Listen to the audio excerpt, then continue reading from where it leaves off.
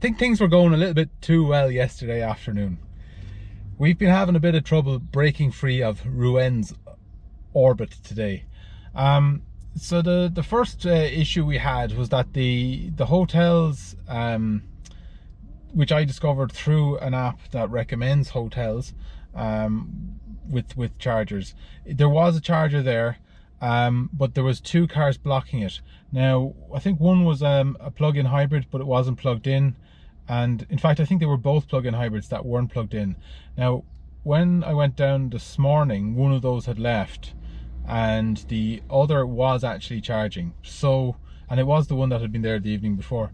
Maybe they were trying to calculate being full at a certain time or something, I don't know. Anyway, the hotel said that the garage was run by a third party and they could do nothing about contacting the owners or anything like that. Anyway, the language barrier wasn't working too well either.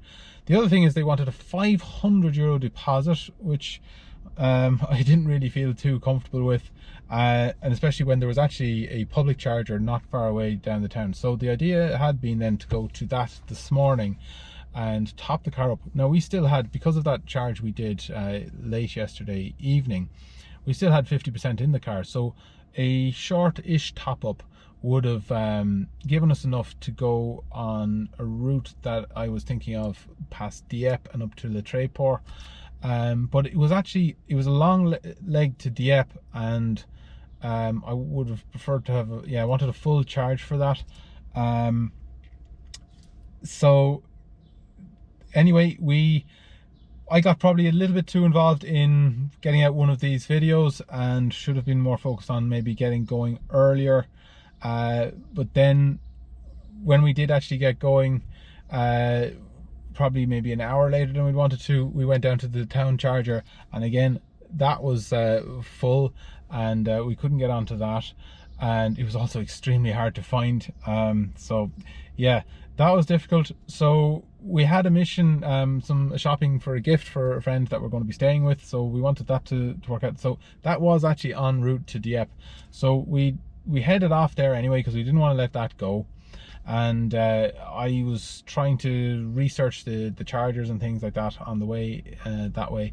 There seemed to be a big gap in the system between Rouen and Dieppe, and you could see there was a good few chargers, rapid chargers, that were crossed out. But I thought maybe even if we did our shopping, I could get on a slow charger there for a while and we'd top up enough to get up to Dieppe. But again, there wasn't anything near Dieppe if that went wrong, and we would be, if we were to push on for there, would have been very slow. So we actually doubled back. We've come back into Rouen. Anyway, one of the chargers here at a big supermarket, and actually something we were particularly looking for, we've actually found that here. And the other mission to get a gift, that actually worked out, and it's a limited edition thing that we were hunting down, so that's cool. So although we've had a lot of kind of running around and not getting going and moving away from here, some of our shopping has actually been quite successful. So we're on a charger at a Leclerc supermarket. It's a rapid charger. I'm at 61% now. It's 2:30 here in France. That's still 1:30, so I kind of morally saying, look, we're getting going at lunchtime, and we'll be full there in another 10 minutes or so. And at this stage in the day, we're not going to be striking out for Amsterdam. It's just it's too late. We'll be arriving too late. We won't enjoy the hotel or anything like that. So it's forcing us to do a nicer route. We'll continue on. We'll have to go back to Dieppe, which is a bit frustrating. We're going back past where we were already, 15 km in that direction. We'll have the upside of that is this takes us past quite a few of those free chargers, so that's good. And we'll be seeing some lovely scenery driving on the coast. So yeah, maybe it's been a not so good morning, but it may be a more positive afternoon. So we'll get off the charger there. Sarah's in the shop at the minute, and we'll power on. So we'll probably strike out for Bruges, I think, tonight. We've stayed there before, not with one of these cars, but we know a hotel there, and I think at this stage we need a little bit of certainty. So we'll go to a hotel that we know, and then that's going to leave us with about a 3.5 hour journey to get to fully charged live in the RAI in Amsterdam tomorrow morning, and I think that starts at around 10 or 11 tomorrow. But we'll leave early and we'll get there when we get there, and we'll be there at the first day of the show, and we're really looking forward to that. We finally got 100 kilometers down. It's 4:30, about halfway through a charge now at 62%. I think I got here at 40%. I'm being very aware of our temperature today. I thought we weren't going to get to illustrate this temperature thing today, but actually, because we weren't going 400 kilometers, but actually the car already had 60% battery temperature already when we started, so we only had four bars to play with. And we started with a rapid charge, and that took 2 away. So in a sense today we're actually operating with just 2. So it's climbed 1 already, and I'm at 64%, as I was saying. This one is a free charger. I didn't go to Dieppe. I went a longer stretch in a diagonal to cut out Dieppe. I went straight to Le Tréport, which would have been a later charge according to our original plan. So we saved a bit of ground there, and took it quite handy just following in the truck lane. Most of it was on the big dual carriageway, but for a time then we went cross country to this place, and we're actually beside a very scenic town, but we're in the kind of industrial part of it at the moment, the very scenic town of Le Tréport.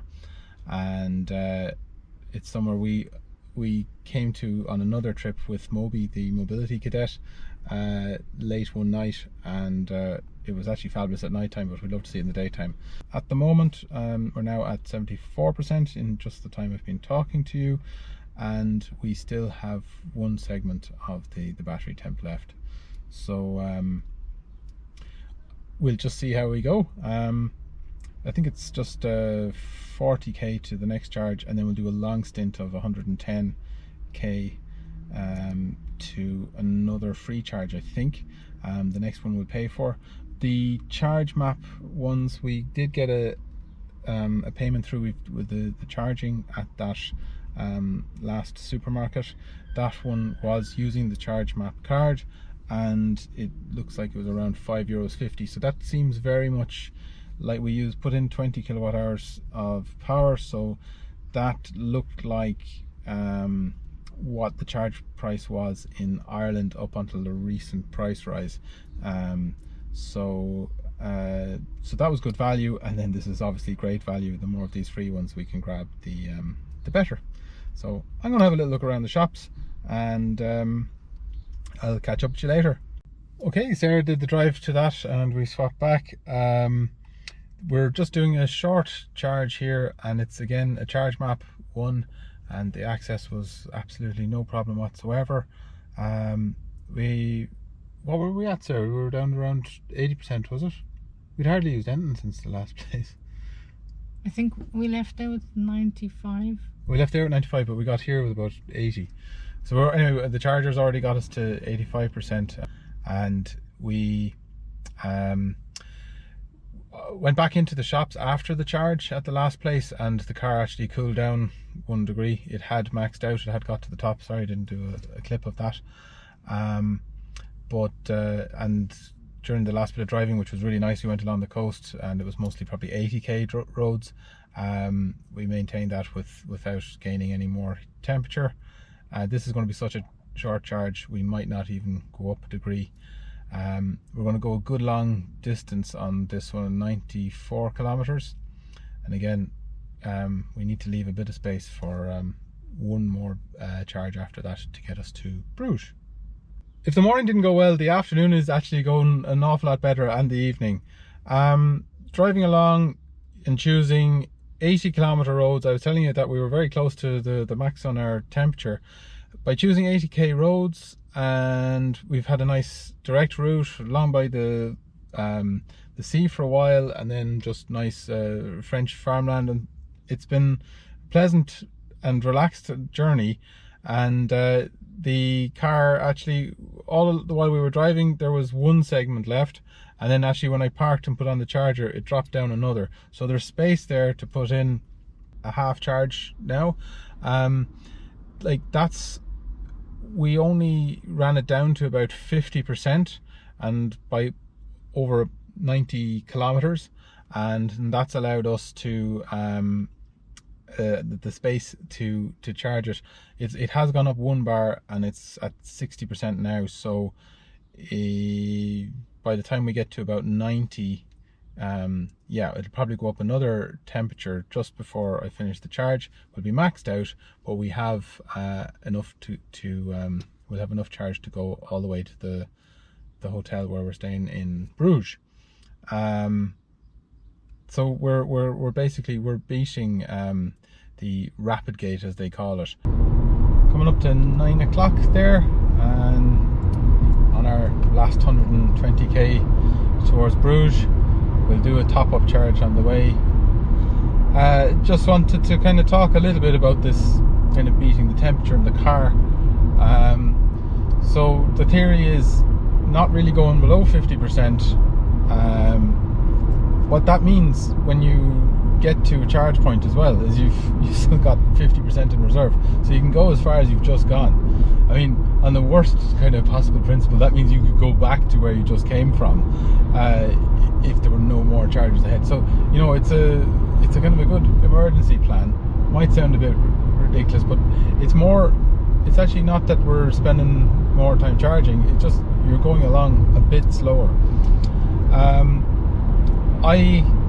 This isn't the perfect example of this, because we're not doing a huge distance today. We're only really seeing an example of this probably happening once in this journey. We'll have done about 350k when I get to the last charge of the day. But this principle worked for me just over 2 weeks ago, going from Belfast to Castletownbere, which is 550k. So it got me over that 400 kilometer kind of threshold. Now today is quite similar to that, because we started on a rapid charge. So our journey began, that whole 350k started on a rapid charge on an already hot car from kind of the ambient temperature. So that was actually, it was almost like the car had 2 rapid charges already when we left Rouen. So in a sense, this is like having gone 600k with the car. So look, some of you have to bear with me. It's not a perfect case study, but from my experience, this is showing me that you really could motor along in this car nearly all day. We're going to do our little stop in Dunkirk, and maybe we'll see this one segment drop off before I initiate the charge, and just showing you, and then it'll only gain 1 going up to 90%, and that's going to be more than enough to get us to Bruges and have a bit for running around tomorrow, looking for charger in the morning.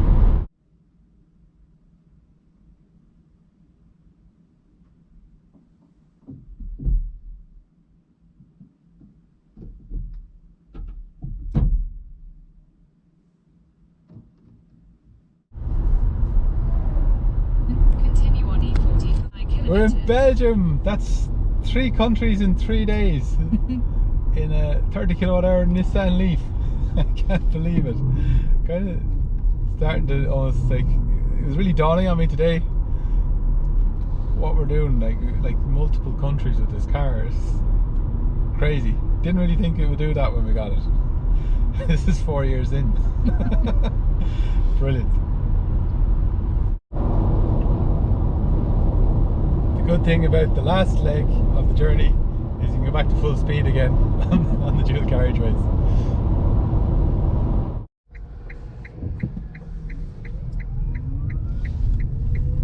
Exit the roundabout onto Steenwijk. Continue on N9 for 1.5 kilometers.